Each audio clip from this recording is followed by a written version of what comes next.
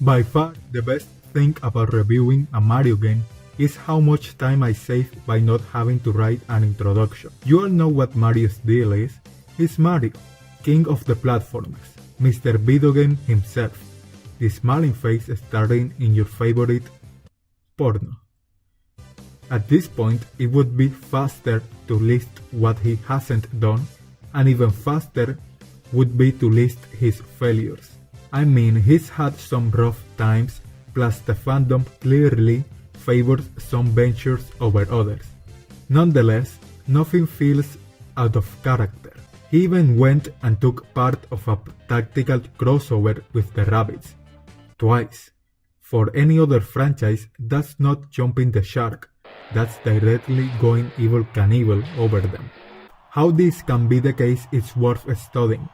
In my opinion, it started here, in Super Mario Land. A lot of time has been spent trying to decipher whether Mario is on some type of drug, hallucinating, or of his rockers in some type of way. But not enough of that scientific rigor, I think, has been applied to the ones coming up with this stuff in the first place.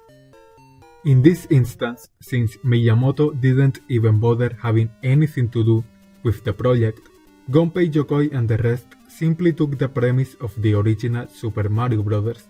And played a round of Mad Libs with it. Instead of the Mushroom Kingdom, Sarasaland. Instead of Peach, Daisy. Instead of Bowser, give me a second. Tatanga, yeah. Good old Tatanga. All in all, it ends up being a sunnier setting with the Moai heads, ninjas, and everything. Whether it's particularly original is a whole other discussion. Unlike Fever Dream USA, the Mushroom Kingdom, Sarasaland is made up of 4 tiny stereotypical renditions, 3 levels each, of real-world locations, meaning it's probably somewhere in Las Vegas. Now, those of you listening carefully and who actually know their math have already figured out there are only 12 levels to go through. I imagine a lot of people back in the day spent more time looking for the cartridge after losing it in between the sofa cushions than actually beating it.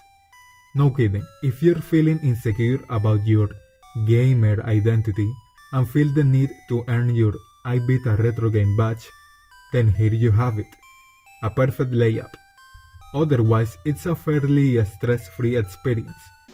One of the aspects not many appreciate in older titles is that they are designed to provoke a game over.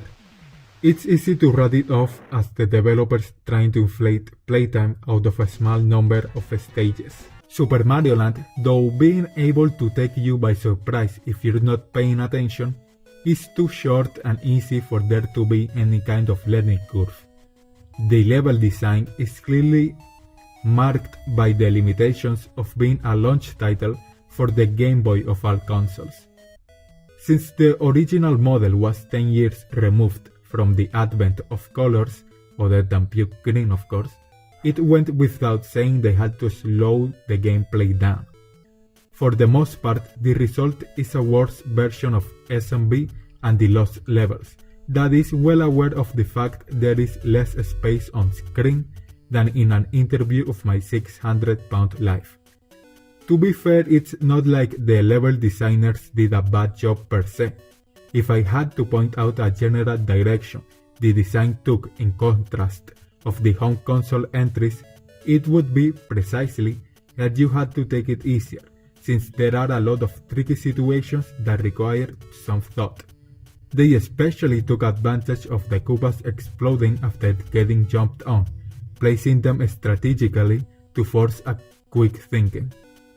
And of course, I can't end this video without mentioning the 2 auto-scrolling levels, one in a submarine and the other one in a plane.